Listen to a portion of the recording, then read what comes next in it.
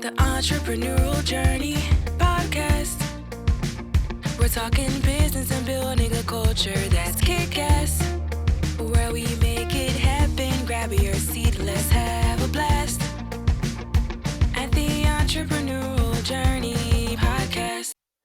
Hello and welcome to the Entrepreneurial Journey Podcast. Today I'm over the moon to have Paul Wilson with me. Hello, Paul. How are you? I'm very well today. Thank you very much. Good. So, Paul, you are the founder and Chief Executive Managing Director of Nomina.co.uk. Just tell us what that is. So I came up with the idea of Nomina because it's a play on words, which is, we all know the word phenomena, which is how we experience the world through our myriad of different senses, the obvious ones and the not so obvious ones. Whereas Nomina is actually what the world is really like. The ironic thing is that we can't experience it except through our senses. So what we wanted to do within Nomina was try and put some context and perspective around people's experiences in life and how those can be fooled, not necessarily deliberately. We can fool ourselves sometimes into different things, and why a diversity of opinion with other people around you and connectivity with others can actually see what the truth actually is out there. So it's a bit of a philosophical bent on the whole idea of coaching, mentoring, and strategy that we see in business, which is a word that is often overused. And people, I think, mix up strategy along with tactics. But it's, there is a virtuous angle to Nomina, which is that my own experience of having finished working as a CEO myself, when I went into other sectors such as the third sector and met some absolutely wonderful people who are trying to achieve different things. The one thing that I realized is that businesses have a part to play in how society connects with itself. You know, we spend half our working life, at least half our waking life in work. So therefore, it has a major impact on us. You know, there's a great book by Malcolm Gladwell, which is called Blur, which talks about our acceptance of the fact that work is part of our life. Yeah. You know, and there's another great book by called Flow. Yeah. Which is about, again, if we go into the flow of it rather than trying to keep these things separately, there's an acceptance that we can actually get more out of it for ourselves rather than just giving all the time within the workplace. You know, there's this traditional viewpoint, we turn up and do the 9-to-5 slog so that it pays for all of the nice stuff that we want to do. Whereas if we change our perspective on it, we can get satisfaction and fulfillment from our workplace, which actually makes the other stuff even more enjoyable. Yeah. So there is that virtuous element to what Nomina is trying to achieve, which is that we can help reconnect society to each other. You know, I have a personal viewpoint that society's, connectivity and society isn't broken; it's just disconnected. So how do we, as coaches, mentors, trusted advisors, whatever the multitude of different titles that we end up with, that's the one thing I think is the base point of what we're trying to do, is to connect people with themselves first and foremost, and then with others as well, so that they are enter the world with kindness and compassion for themselves and for other people. And which is absolutely phenomenal. Sorry, pun on the Nomina word there. This hasn't come to you just by accident. There's been a growth, there's been a journey here for you, and you are a very, very successful entrepreneur. Can you talk to our listeners a little bit about where you started and how you've actually come to this point? It's a fascinating story. It is, and I would say that the journey starts for me is that when I moved from Northern Ireland over to England to go to uni here, you got to remember this was the 80s. The troubles in Northern Ireland were rife, and I still have concerns at this moment about the peace process within Yeah. Ireland, and how we get how these people end up talking to each other. But when I moved over here, it was in a world of. I remember one guy turning me down for a job when I came out of uni because he said he couldn't have my accent talking to his customers No. because they would be frightened. Oh And my God. and then when you see certain aspects of today's society, and in a similar vein, where we're not accepting of the individual, and we almost collectively put a stereotype over the top of people. But I learned from it. I didn't whinge and complain about it, and then I remember getting my first main job as a trainee accountant at Granada Television in Manchester, and I had a great mentor there, Tim, who's still a great friend of mine to this day, and he said to me, at the time, it's all about how you connect with people. So we were a finance department. I'd never thought that a finance department would be central to the connectivity of businesses. And Granada was a wonderful world at the time. We were Yeah. buying everything under Jerry Robinson, again the CEO, Irishman from Donegal. And Granada was a very open place. When I say open, it was diverse. It was, and this is again in the 80s. They were well ahead of their time. And the one thing I would say that the CEO there, Jerry, and also a guy, John Williams, they created that psychologically safe environment way before it became a term. Yeah. Yeah. And you could say whatever you liked. There was no such thing as a bad idea. Yeah. There was just throw as much stuff out there and see what we come up with.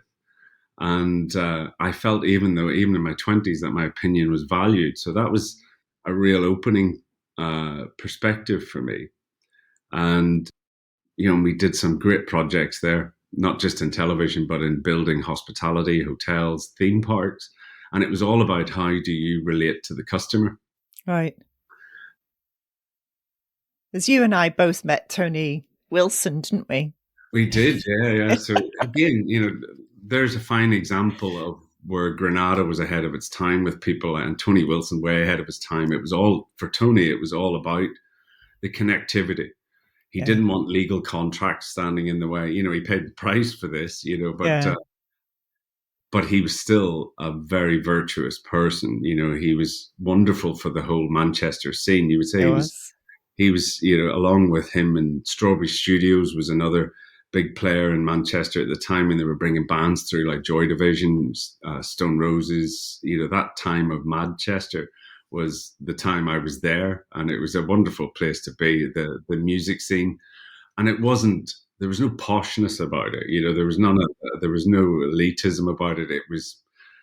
I remember one venue I had to walk through, and with my drink in my hand, I had to put my hand over it because of the condensation dropping off the ceiling. That was the type of venue we were in, and it was where music became almost a movement as opposed to just a fashion. And I think society now is benefiting from the change of that. But again, before that was the punk era, which was really rebelled against the status quo. And I it's one of the things Bertrand Russell always talks about. No matter what philosophy you have in life, you should always have an element of doubt in it. And I think those music movements bring that doubt to what the status quo is. That's interesting. And I have I read so much because, what is it? Mark Twain quoted as, there's no such thing as a new idea.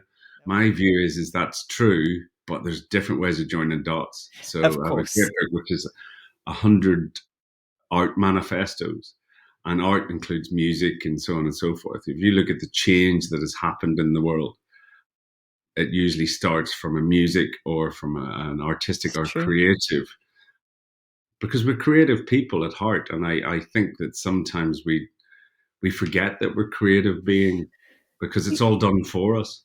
Yeah. So there's so much in what you've said that we could talk for hours, Paul, you and I. but I just finished listening to a podcast about Leonardo da Vinci. So yeah, that movement, the Renaissance movement, created so many things and shifted so many things. And it was the podcast was actually about how chaotic Leonardo da Vinci was and how he actually never finished anything, or hardly ever finished anything, and he didn't really deliver much. But his creativity and his ideas obviously have stood the test of time, and he advanced science and nature a long way. So we've got Manchester, and I was lucky enough to be a teenager growing up in Manchester at that time. Was a record promoter for a short period of time. I promoted the Stone Roses. I was listening to them only this week in my car. It brought back very happy memories. Then where did you go after that? What was the next business? Because that's quite hard to beat, that kind of level of freedom in your 20s and creativity. Where next? So, because of personal circumstances, the birth of my son, Hal, and we needed more infrastructure, my wife and I at the time, that we needed to move up to Preston. She was a very successful lawyer, and we both wanted to continue working. So we realized we needed more infrastructure, and she was originally from Preston. So again, the universe has a funny way of throwing opportunities at you. You've just got to keep your eyes wide open for them and grab them as they go past, because they are fleeting. Yeah. And I got this opportunity to look at a project within financial services. And the interesting thing was I'd never worked in financial services before, but I was very intrigued about why people buy things that are intangible, as in financial services product. They're buying an idea. So I met a guy, Colin Taylor, while I was working on a contract, and we discussed this idea of a financial services product that gave freedom for people in retirement, which was, the technical term is equity release. Oh, yeah. And there was 4 of us started this business, and we completely changed. I think it was that diversity of opinion, because I hadn't worked in financial services before, he had, but he wanted to do something differently. And again, I'm very fortunate that these people are still great friends in my life, even though we've been through the work journey together, but he lives not far from me and we're good friends. And we wanted to, as I said, we wanted to do something differently, because the financial services world was somewhat behind the rest of the world. It was still very male dominated. It was very technical. I think that's the best way. I remember being at a conference one day, and the guy up on the stage explained these new products that they brought out. And, and I'm a trained accountant, and I couldn't understand them. So how customers were going to understand them, I didn't know. So we decided to simplify everything. And we also decided to bring in different people into the industry. One of the great successes we had was when we started building our sales force. We recruited actively from retired midwives. Because they had a better connectivity with their customers, because we could train them in the product. But the one thing it's more difficult to do is to train people in how to connect. Yeah. People are very natural to it. I'm not saying it's impossible, but there was an element in the financial services industry of being very commission orientated. Yeah. Whereas we didn't want to be that. We wanted to, everything that I've gone to do in my career has always been try and change the world. And I'm very fortunate that I have people around me who keep me well grounded on that one. And but I would say, we went into the equity release industry, and it was worth about £150 million a year, which in the scheme of things isn't a lot of money. Yeah. And we had a very straight strategy, was that we wanted to be number one. And we had very tumultuous times at the beginning. We wrote 18 business plans in the first 2 years of operating to keep ourselves going. It wasn't, I think it's Steve Jobs quotes, overnight success takes an awful long time. And it was tough. We were hand to mouth, but that built a camaraderie with us. It was hard work. Some of the people who we brought onto that original team are now directors at Prudential, managing directors of yacht companies. and these started with me on customer service lines, but they were, and there was just an atmosphere around us of we had a big sign up in the office: we'll either find a way or we'll make one. And it was that attitude of whatever. We didn't have a lot of money. We were owned by a parent company at the time, but we didn't have a lot of money. We were hand to mouth. I remember we didn't even have good telephone recording systems, so we were taping handsets together with answering machines. As we would find a way to make sure that we could give the best customer service, but we had the customer at our heart, and I think that's a really important thing. The amount of training sessions I've done in my career where I've sat there and people have been, so why are you here? And maybe they've watched Wolf of Wall Street too many times, but they're here to make money. Jesus. And I'm like, it's not about making money, guys. No. That's symptomatic of what you do. If you do a good job by your customer, and go for the longer term, don't try and win everything in a heartbeat, and enjoy the process and make it. It's got to, as I say, half our waking life is at work. It's got to be fun and fulfilling. It can't be that ultra pressure on yourself to perform. To that performance, I've seen that when people are happy in their workplace, they are so much more productive than if you stand with a foot on them and say, "Get this done. Why haven't you done this? Why haven't you done that?" So this was and again, I owe that to my early part of my career, where it was a technological safe place. Yeah, this was your so testing ground, really, wasn't it, for playing out that connecting business and society? And what was the outcome? What was the result of that? We did a management buyout. We then, subsequent fundraisers, and everybody loved our company, and it was very successful. And to cut the long story short, we sold the business for a lot of money at the end of it. And the company is still going to this day. It has a different management team and a different perspective on it than we had. But that's the nature of these companies: grow and evolve. And sometimes, and by the end of it, you're sitting there and you go, it's going to that next level.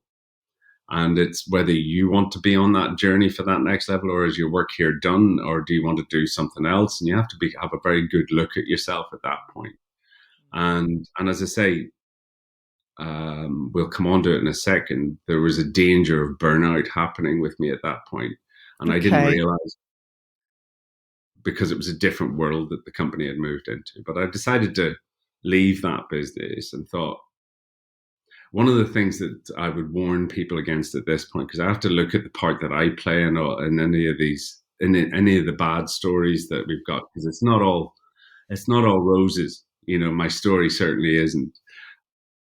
Is you think you can keep doing it, right? That another organization that you go into, which wasn't a startup, we grew Key from, there was 4 directors involved in Key, and we all had different attributes, and that was really, really key to the success of it. I've got to give Colin absolute due on this, because he recruited the 4 of us, and we were a good mix of people from inside and outside of the industry. One of our directors was in charge of training and development. That was a big part of us. We trained and developed our people. We realized our biggest asset was our people. But when you start a business, you write the plan as you're going along, you learn from your mistakes and you rectify them and you grow. I then thought after that I could take over a business that was in trouble and turn it around. And this was a very, very different experience for me. So when I went into this company, it was 3 months away from not being able to make its payroll. Right. It was in a not dangerous place, but in a pivotal part of its growth, and we needed to change things rapidly. And I came up with a plan for growth, so we would grow out of this trouble as opposed to cost cut. And we went at 100 miles an hour. We completely changed the business model from being the old style hard sales over the telephone to lists and cold calling and things like that.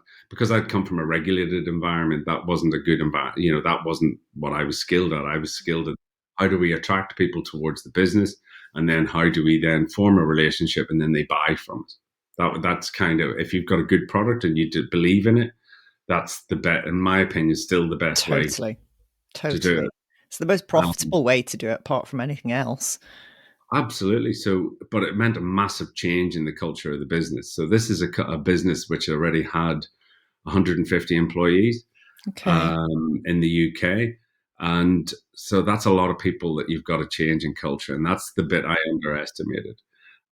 Short term, we smashed it. We completely changed the company around. We grew out of it. And in the first 12 months, it was great. Brilliant. This is where I discovered how lonely it can be when you're at the top of a team of people who have had a different environment. There's a fundamental difference here between these people. They hadn't really enjoyed success for some time. Okay. So and that includes the investors as well as and everybody was really excited, but they thought the growth was continuous. Okay. Now, if I'd have been, I had a really brilliant chairman there who was very compassionate, but he still had the interests of the investors and the business. And I thought I could continue this running at 100 miles an hour. Even if you look at a cheetah can only run for 100 meters. And then it's exhausted and it stops. Yeah.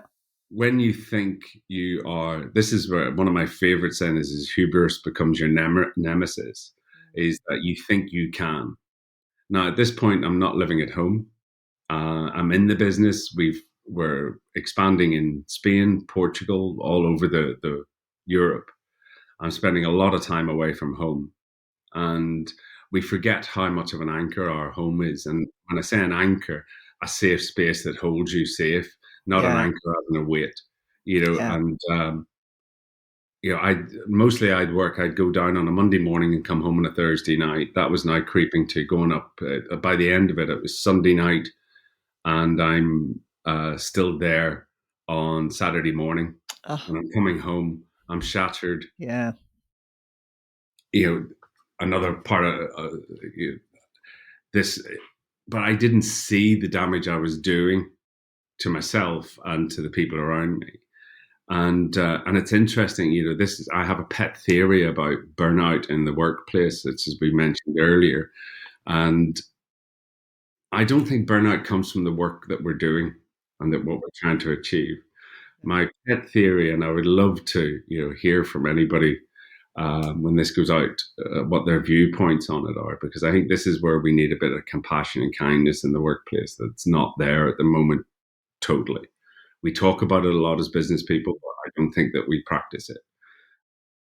I think burnout comes from the politics that sits within an office space. Okay. So when people are looking at their next advance, they're looking for people who, is there an opportunity to step over them or step up on them? And you get things like gossip, and you get, which I have a pet hate about. Paul, I detest it. I cannot stand it. I cannot stand that politics and that gossip. It's exhausting. It's exhausting. If I hear a bad story about somebody at the moment, I immediately want to go, how can I help them? I don't want to go and propagate the story, because I said it the other night to somebody, and I felt that it resonated when I said it, is that it's not our place to tell other people's stories. If people have a story, it's their place to tell it. And I turned around and I said, when they asked me about somebody, and I said, well, I'd ask them about that, because that's their story, not for me to tell. Yeah. And I wonder whether gossip is a symptomatic point of people not feeling that they belong in something. If you belong in a relationship, we wouldn't gossip about our nearest and dearest. No. But in a place, I think, where we are feeling that we are fitting in rather than belonging. Brené Brown writes the book on this one, I think. Yeah. When we do it, we gossip. We say things about others to almost project our own insecurities onto them. Yeah. And that's, I think in the workplace, we need to look at what's happening with people in the workplace psychologically, because I think my theory on burnout is that it's when your values aren't aligned, Yeah. and that I think the manifestation of that is absolutely right. The increased political atmosphere and the gossip and the backstabbing and the bitching and all the rest of it. You know, I've worked with organizations where they send emails, and the only reason they send emails and copy people in is to cover their own arses. And it's like, it's so counterproductive, and it wastes so much time. And you're absolutely right. It's because people fundamentally are dissatisfied because it's just not aligning. It's just that connection between humanity and business is just not there, is it? Exactly. So, You know, and I have big concerns over the work from home post pandemic, mm, because I don't think that people have the time to build those social interactions where we are yeah, more compassionate with each other. yeah, yeah. So, did you burn out then? I would definitely say that I burnt out at that point. Okay, Behaviorally, I had a really unhealthy relationship with alcohol by that point. okay, Um, and I was unwell. You know, I'd right, lost weight. I was not sleeping. I was cantankerous, is probably the best word for it, the most diplomatic word for it. But I felt as if I was walking around in a rage most of the time, and right, because things weren't happening at the pace. But what I realized was, when you're a CEO of a business, your management team don't always necessarily tell you the truth, no, they don't. No, because, and that might be my fault as the CEO, because I haven't given them the feeling of belonging enough that they can tell me the truth, good and bad. particularly if Uh, you were grumpy. yeah, exactly. So, you Yeah, know, I know I have a part to play in this, but, you know, the reason I set up Nomina again was because I looked over my career when I came out of my previous company, and I decided I wanted to do Nomina. I did a degree in psychology. I did my coaching qualifications. I did and a specific type of coaching qualification, an executive coaching, which is systemic and constellation. But as part of that journey, I had to look back at my own career through an honest eyeglass, you know, and it was, what had I done well? What had I not done so well? Because if I'm going to work with other people, I have to learn from my failures so that they don't have to make those failures again, you know. And so definitely at this point, being isolated from my management team and my employee, everybody's relying on you at this point, and you think that you have a responsibility and an accountability for their lives. And also, you've then got your investors who have seen some brilliant stuff from you, and they're asking for more. You know, it yeah, is the and you can't blame them, because what I didn't do at the time, and what a very valuable lesson that I talk to a lot of my clients about now, is that if you do not state your boundaries and your values, people will cross them, not through a deliberate way of hurting you or anything else, because you haven't stated them. So yeah, and then you build resentment up against those. So that's where that cycle of resentment, fear, and an inability, certainly from my perspective, an inability to manage the situation. So you then think nothing of, I think it becomes that social acceptability of come home, pour a glass of wine. yeah. And I remember my partner at the time, she turned around to me and said, "You do know you just drank that bottle of wine in less than half an hour, you know, on the Friday night when you'd get home," because it was just, I needed to, you were looking for Numb. that immediate gratification of just chilling out as soon as possible.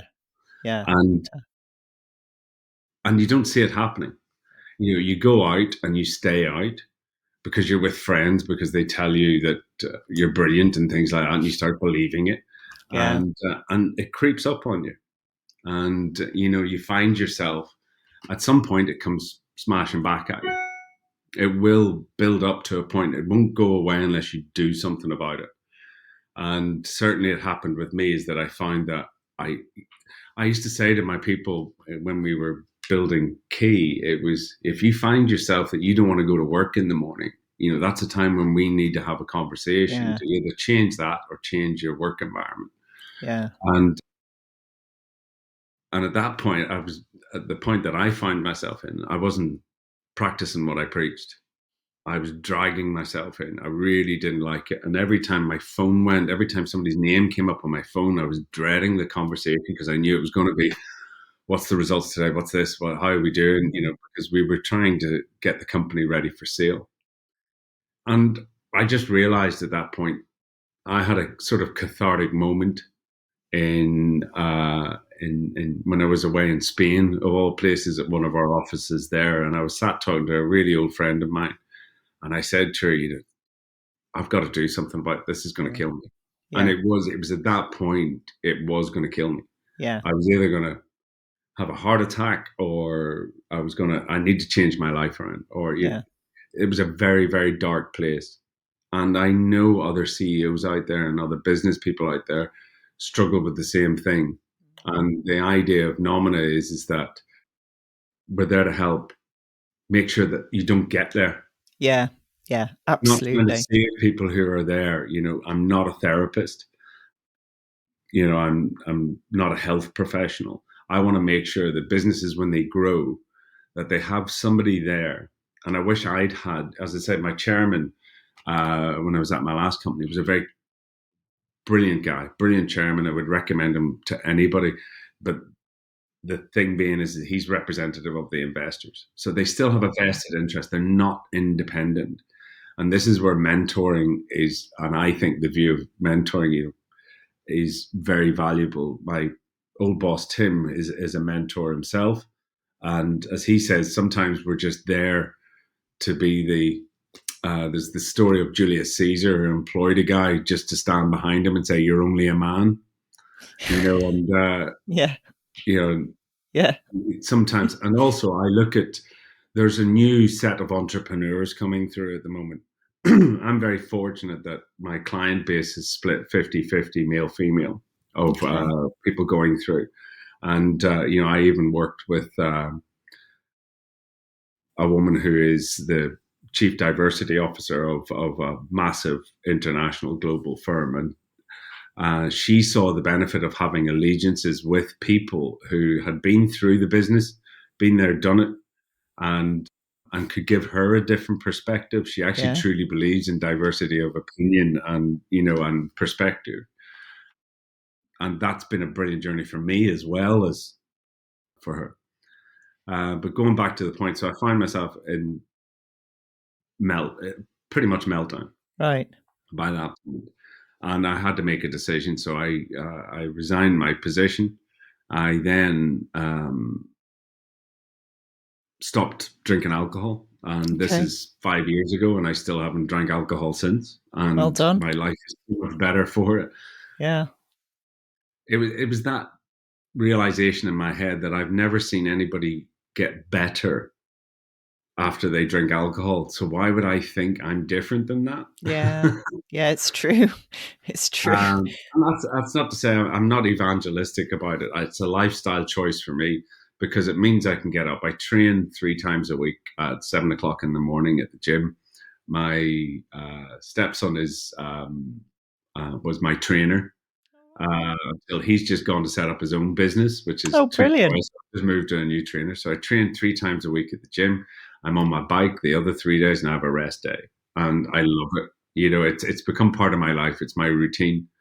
And I talk to my clients about this, which is, we talk about a thing called SWANS, it stands for sleep, water, activity, nutrition, and stress, the 5 things that you need to manage. And when I'm mentoring my clients, sometimes it can be just me sitting there while they hit me with a ton of expletives about this, that, and the other. And I just sit and I just, as a sponge, I take it in. And then we talk about it from how can they make 1 change or 2 changes that could impact on how they're dealing with their stress levels at the moment. So that's, you resigned a role as a CEO, successful person. That's quite a brave step in itself, because many CEOs, their identity is tied up with the job and the position. And you let go of a really unhealthy habit in alcohol.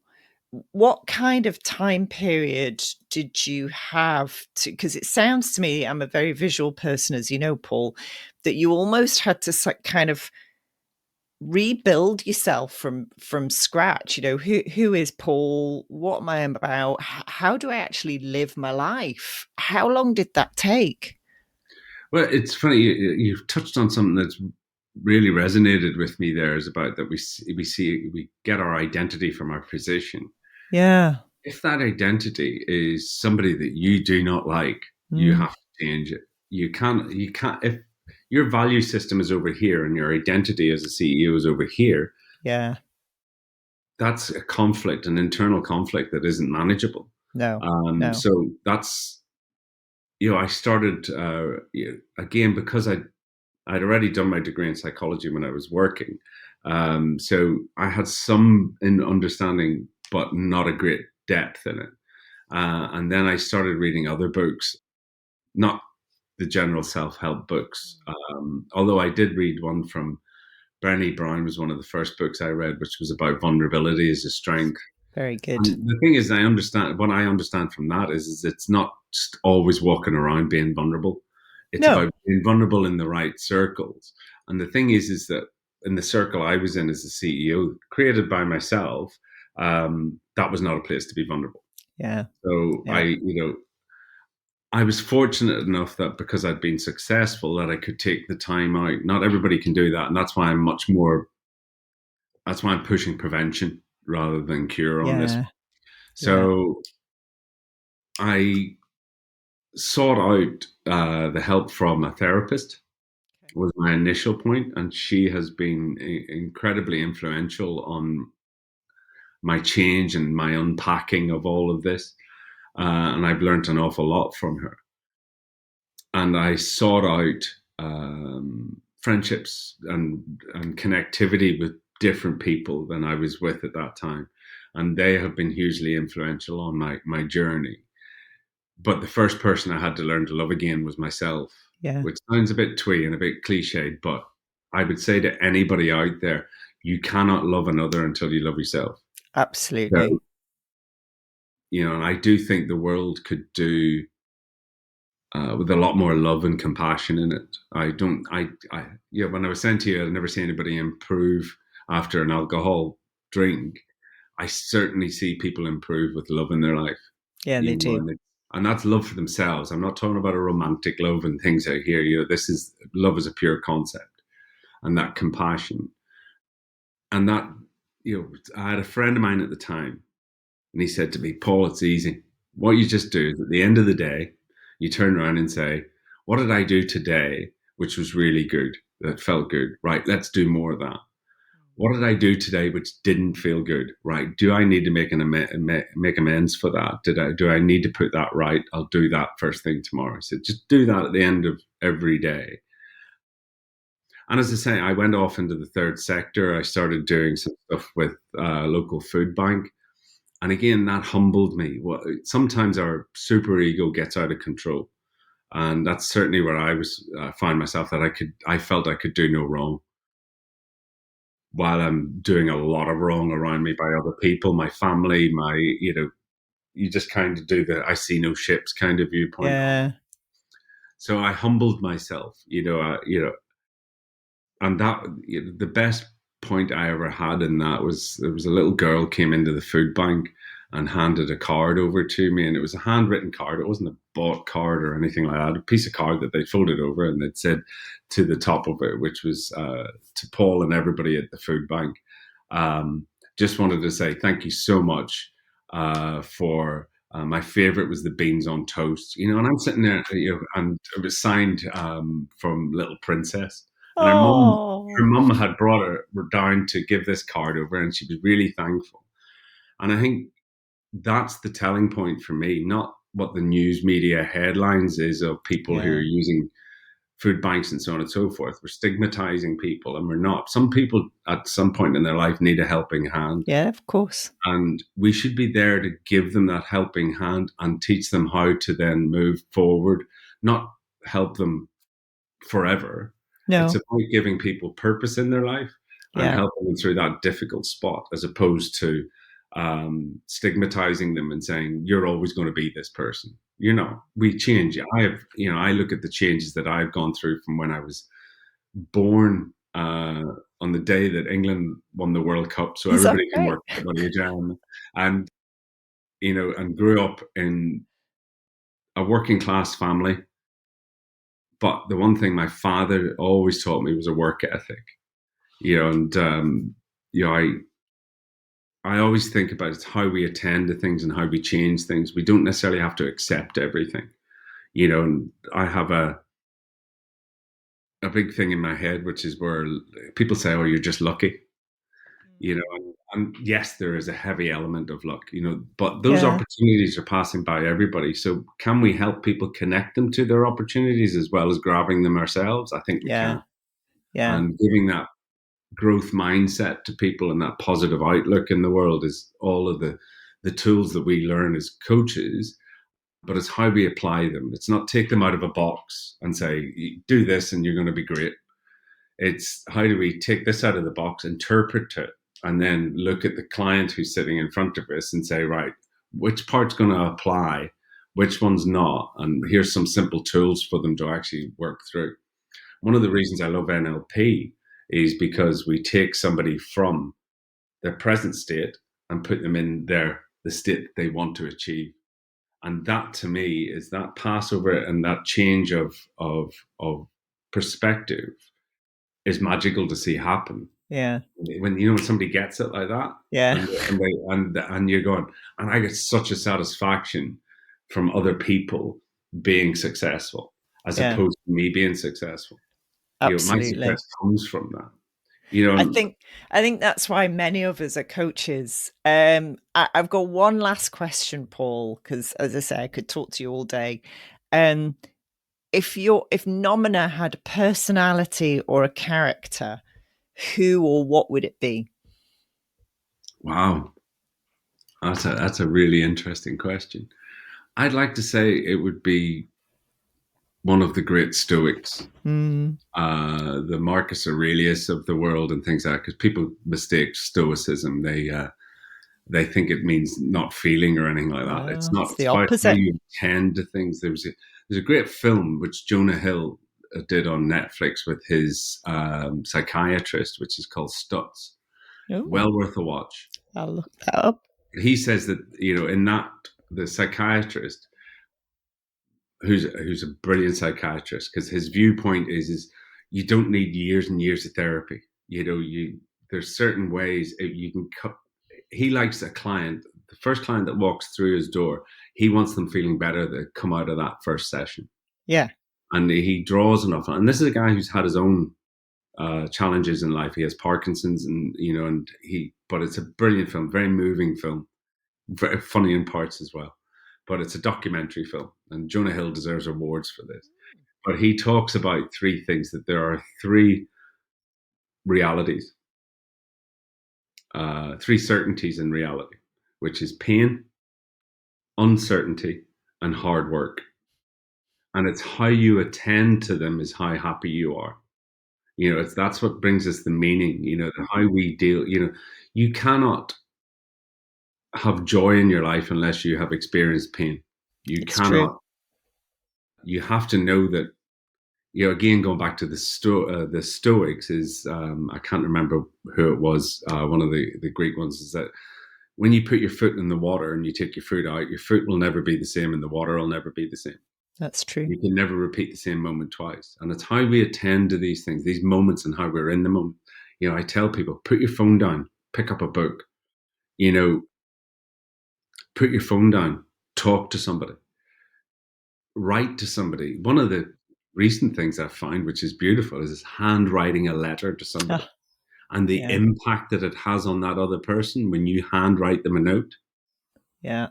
I did it recently with my girlfriend, is that rather than send her flowers from a florist, I went to the florist, picked the flowers up myself, hand wrote the note and delivered them myself.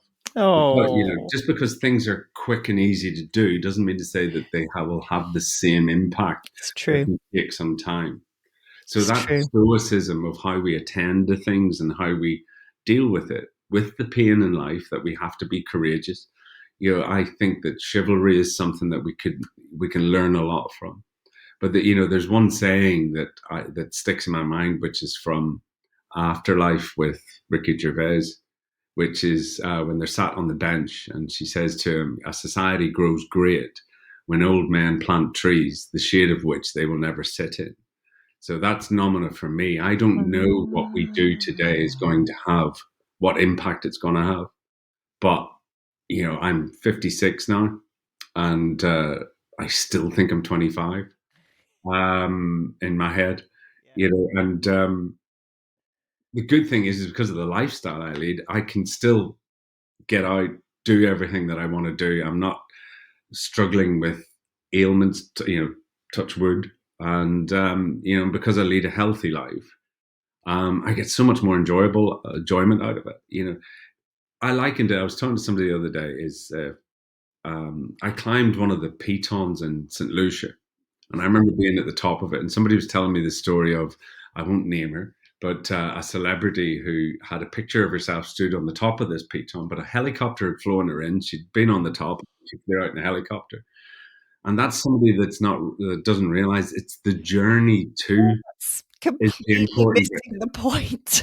Absolutely. And we started a local walking club just out of I think, because we go up to the lakes with our dogs. Dogs are my dog Murphy is one of the most important parts of my life. He teaches me more on a daily basis Absolutely. than I know. So I suppose the last point is that no matter where you find yourself, always remember this too shall pass. Whether it's good, even the best of times will pass, but so will the worst of times. But it's up to us. And what I'd like to think that Nomina can do is that we help people on those ups and downs, and we try and smooth the curves as much as possible, but using real life experience. It's, I'm not sitting there saying this might happen. I know what will happen if you do certain things, Yeah. good and bad. And every day, I always say to people, stay teachable. Don't think you know everything. Always be learning, whether it's sitting in a conversation rather than, I'm doing a lot of the talking here today, but when I find I'm with a client meeting, I want them to do the talking. I don't want me to do it. I'll try and, move things forward and see what direction they want to go in, and see what outcome they're looking to achieve, and try and keep them on that path. Because there's a business strategy to what I do. It's not, I'm bringing years of experience as a CEO and as a human being. And I think that's the important bit, that you can combine the two. And that brings us very nicely back to the beginning, connecting the business with society and humanity. And that's beautiful. Thank you so much, Paul, for your time today. As ever, brilliant conversation. Thank you very much. The Entrepreneurial Journey Podcast. We're talking business and building a culture that's kick-ass.